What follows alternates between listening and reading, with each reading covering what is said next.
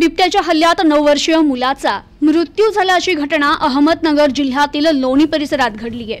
घराजवळ शेतात खेळत असलेल्या 9 वर्षीय चिमुकल्यावर बिबट्याने हल्ला केला। यात त्याचा दुर्दैवी मृत्यू झाल्याची घटना घडल्याने लोणी परिसरात हळहळ व्यक्त होत असून भीतीचं वातावरण देखील निर्माण झालंय।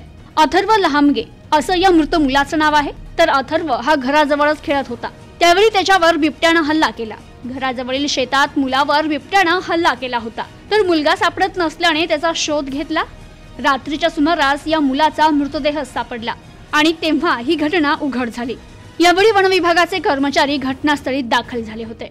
गेल्या अनेक दिवसांपासून या भागात बिबट्याचा मुक्त संचार असल्याचं वन विभागाला माहिती देत बिबट्याचा बंदोबस्त करण्याची मागणी देखील करण्यात आली होती। मात्र वन विभागाच्या हलगर्जीपणामुळे या बिबट्याच्या हल्ल्यात या निष्पाप मुलाचा बळी गेलाय। वन विभागाने बिबट्याला वेळीच जेरबंद केलं असतं तर आज ही घटना घडली नसती, अशी चर्चा परिसरात होतीये। तर या घटनेनंतर या बिबट्याला पकडण्यासाठी वन विभागाने या भागात पिंजरा लावलाय। Bureau report, news today 24, Ahmednagar.